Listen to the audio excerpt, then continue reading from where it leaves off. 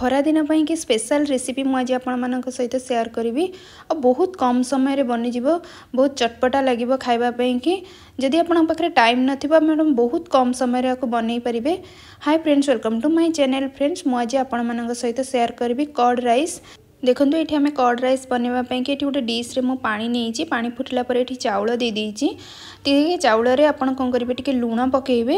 ये देखो आमर चाउल हो गला और भात को आपड़ कौन करेंगे ना टिके नरम करेंगे माने जमती टिके जाऊ टाइप रहिबो। ये मुझे गोटे बेदेना नहीं बेदेना को एमती आप कौन करेंगे काटिकी छड़े देवे। ये देखूँ मु कर्ड राइस बघारे सब कौन इनग्रेडिएंट्स नहीं ये मु आंब कसिया अदा नहीं आ गोटे सुखिला लंका आउ ये देखो मु बेदेना नहीं जीरा आउ सोरिष ये मु भुर्संग पत्र नहीं।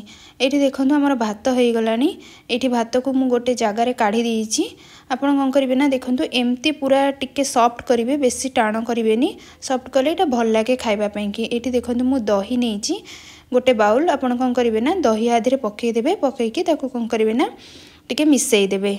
ये देखो मुझे भल भाव में कौन कर मिसई देती। एबे कौन करवा ना गोटे कड़ई नवा। ये देखो गोटे कड़ई नहीं कड़ई टिके गरम हो गले आपड़ कौन करेंगे ना 2 चम्मच तेल पकईदेवे। तेल पकईकी ये देखो तेल गरम हो गले ये मु सोरिष दे देती गोटे छोट चम्मच सोरिष आउ ये मु जीरा दे देती गोटे छोट चम्मच जीरा। ये मु सुखिला लंका गोटे देती आपन को जदि राग पसंद आपड़ अधिक भी लंका दे पारिबे। ये देखो मु आंब कसिया अदा दे देती देकी आपन कौन करेंगे ना ताको छाड़ीदेवे टिके देखो ता कलर चेंज हो गला। ये मु दे देती भुर्संग पत्र देकी आपन कौन करेंगे ना ताको भल भाव में टिके भाजी देबे। जेमती भुर्संग पत्र कलर चेंज हो आपन कौन करेंगे ना गैस बंद करदेवे। ये देखो केते सुंदर होईची बनैबा तो बहुत इजी और बहुत कम समय बनी जीवो खावाई कि भी बहुत टेस्टी लगे। आपन थरे रेसिपी ट्राए करंतु। ये देखो मुझे जो दही और भात रखी थी तादे आपन कौन करेंगे ना आम जो ये बघारिकी रखी थे भुर्संग पत्र पकईकी ताको मु आधे देखो काढ़ी देती। काढ़ी सारा पर आपन कौन करवा ना ये आम देखो ये जो रखी थे आम बेदेना ये बेदेना को कौन करवा ना ताधे पकईदबा बेसी पकईबेनी आप अल्प पकईबे। देखो ये पकईकी केते सुंदर देखा जाउची बहुत सुंदर देखा जाउची और खावाई कि भी बहुत टेस्टी लगे।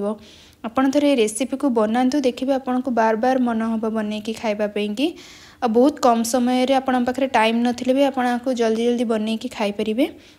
जदि आपण पाखे बहुत कम समय अच्छे और भात बसैवाई कि आपन को बहुत टाइम लगुच आपन को प्रेसर रे कौन करेंगे ना चाउल को धोईकिनी 3 ରୁ 4 हुइसिल मारदेवे टिके टाण रखिए भात आउ आधे बनई पकई पारे। आपड़ दही पकईकी देखो एमती आपको कौन करेंगे ना गोलई देवे बहुत सुंदर लगुच भल भाव में सब मिसीज। देखो केते सुंदर देखा जाउची सबू आमर जहाँ भी आम पकईचे भल भाव में मिसईदेवे।